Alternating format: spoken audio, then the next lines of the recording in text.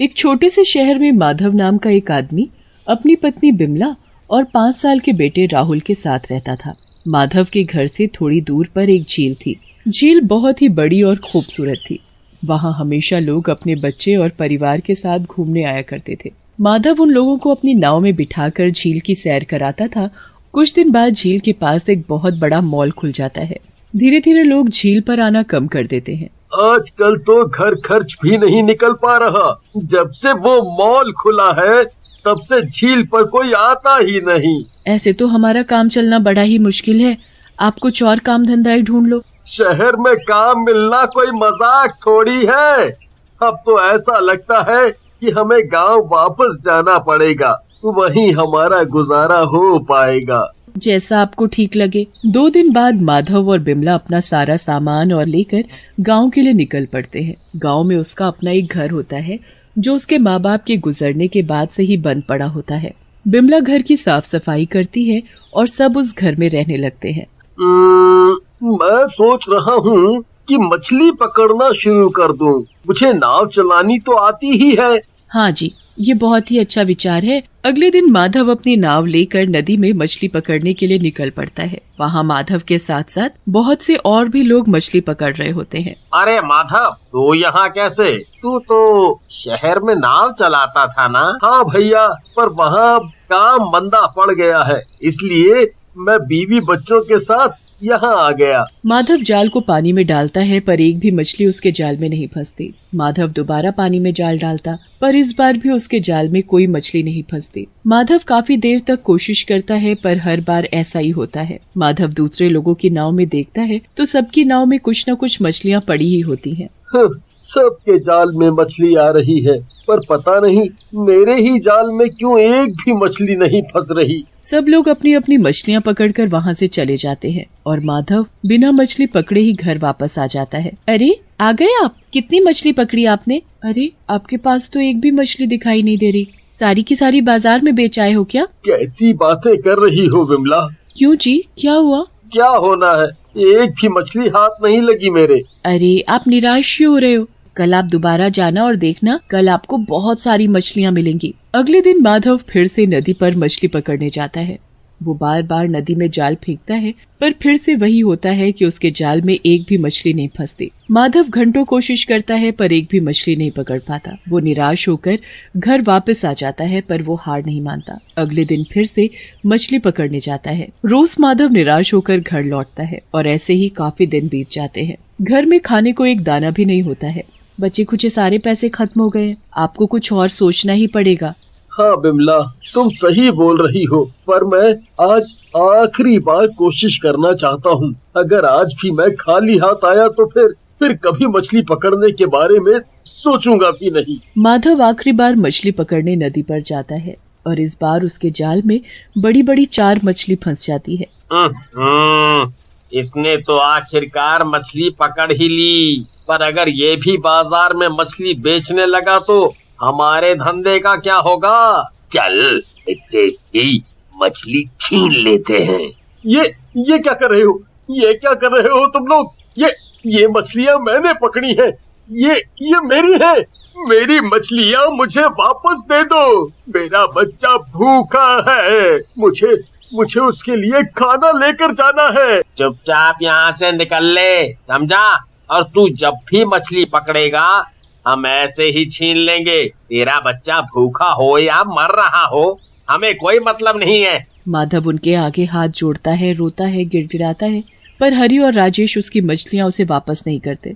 वो माधव की हालत पर खूब हंसते और उसका मजाक उड़ाते हैं। माधव बेचारा निराश होकर वहाँ से चला जाता है।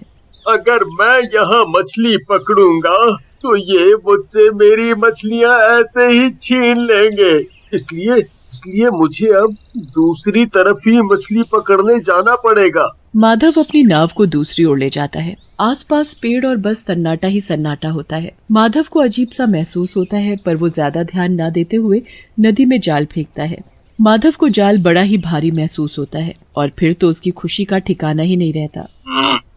आ गई मछली आ गई। लगता है कोई बहुत बड़ी मछली जाल में फंसी है। माधव पूरी जान लगाकर जाल बाहर खींचता है तो देखता है कि उसके जाल में कोई मछली नहीं बल्कि एक बक्सा है।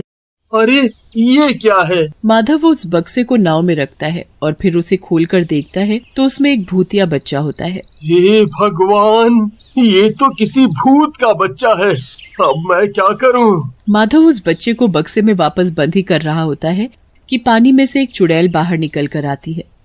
मेरा बच्चा मुझे दे दो, मेरा बच्चा मुझे दे दो। ये तुम्हारा बच्चा है? हाँ, ये मेरा ही बच्चा है। मैं तो इसे बक्से में बंद करके बस थोड़ी देर के लिए नदी के दूसरी तरफ गई थी और इतनी देर में तुमने मेरा बच्चा चुरा लिया। नहीं नहीं, मैंने तुम्हारा बच्चा नहीं चुराया।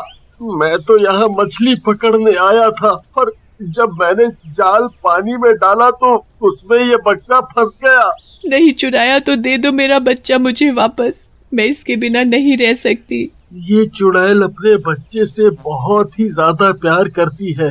मुझे इसका बच्चा इसे वापस दे देना चाहिए। ठीक है, ये लो अपना बच्चा। मैं इसे कोई नुकसान पहुंचाना नहीं चाहता। मेरा भी एक बच्चा है जो 2 दिन से भूखा है। मैं तुम्हारा दर्द समझ सकता हूँ। भूखा? पर क्यों? मैं रोज मछली पकड़ने आता हूँ ताकि उसे बेचकर पैसे कमा सकूं, पर एक भी मछली मेरे जाल में नहीं आती। आज जैसे तैसे मैंने 4 मछलियाँ पकड़ी थी, पर वो भी किसी ने मुझसे छीन ली। अब मेरे पास एक भी पैसा नहीं बचा जो अपने बीवी बच्चे का पेट भर सकूं।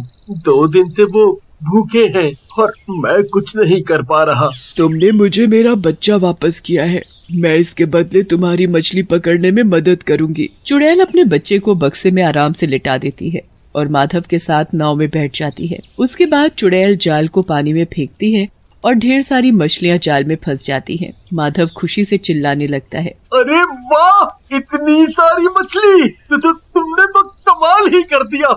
मैं तुम्हारा धन्यवाद कैसे करूं? तुमने मुझे मेरा बच्चा वापस कर दिया, उसके बदले तो ये कुछ भी नहीं है। अब से रोज यहाँ आना और मैं तुमको रोज मछलियाँ पकड़ कर दूंगी।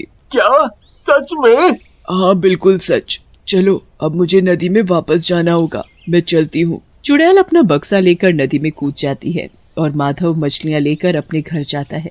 इतनी सारी मछली देखकर बिमला तो हैरान ही रह जाती है। हे भगवान, कहाँ एक भी मछली हाथ नहीं लग रही थी और आज इतनी सारी मछली। आखिर ये चमत्कार कैसे हो गया? माधव बिमला को सारी बात बताता है। बिमला को तो यकीन ही नहीं होता कि एक चुड़ैल ने उसके पति की मदद की है। अच्छा, अब मैं इनको बाजार में बेचने जा रहा हूँ। आते वक्त घर का राशन लेता आऊंगा। जी ठीक है। माधव सारी मछलियाँ बाजार में ले जाकर बेचने लगता है। हरी और राजेश माधव के पास इतनी सारी मछली देखकर हैरान रह जाते हैं। अरे, हमने तो इसकी मछलियाँ छीन कर इसे भगा दिया था, तो फिर ये इतनी बढ़िया वाली मछलियाँ कहाँ से लेकर आया है जो पूरे बाजार में किसी के पास नहीं है? माधव के पास लोगों की भीड़ जमा हो जाती है। कुछ ही देर में माधव की सारी मछलियाँ बिक जाती है। माधव बड़ा ही खुश होता है और राशन लेकर घर पहुँचता है। अगले दिन माधव फिर से नदी की दूसरी तरफ जाता है और चुड़ैल को आवाज देता है। चुड़ैल माधव की आवाज सुनकर पानी के बाहर आ जाती है। मुझे मछलियाँ चाहिए। चुड़ैल माधव की नाव में बैठती है और फिर से जाल को नदी में डालती है। एक ही बार में जाल में बहुत सारी मछलियाँ फंस जाती है, जिनको माधव बाजार में ले जाकर बेच देता है और अच्छे पैसे कमाता है। अब माधव रोज उस चुड़ैल के पास जाने लगता है और चुड़ैल उसे रोज ढेर सारी मछलियाँ पकड़ कर देती है, जिसे माधव बाजार में बेचकर खूब सारे पैसे कमाता है। एक दिन हरी और राजेश माधव को डरा धमका कर उससे सारी बात पूछ लेते हैं। अब हरी और राजेश के मन में लालच आ जाता है और अगले दिन वो चुड़ैल के बक्से को जाल फेंक कर चुरा लेते हैं। चुड़ैल गुस्से में पानी के बाहर आती है। कौन हो तुम लोग? तुम्हारी हिम्मत कैसे हुई मेरा बच्चा चुराने की? चल, हमें मछली पकड़ के दे जल्दी, वरना हम तेरे बच्चे को मार देंगे। चुड़ैल ये बात सुनकर बहुत डर जाती है, पर पीछे से माधव आकर हरी और राजेश से चुड़ैल के बच्चे को छीन लेता है। जब तुम लोगों ने मुझसे कल सारी बात पूछी थी, तभी मुझे शक हो गया था कि तुम कुछ ऐसा ही करने वाले हो। माधव सही सलामत चुड़ैल को उसका बच्चा दे देता है। आज तुमने दोबारा मुझे मेरा बच्चा दिया है। तुम सच में एक नेक इंसान हो, पर इन लोगों को तो मैं अच्छा सबक सिखाऊंगी। चुड़ैल उन दोनों को पानी में पटक पटक कर तब तक डुबोती है जब तक उनकी अकल ठिकाने नहीं आ जाती।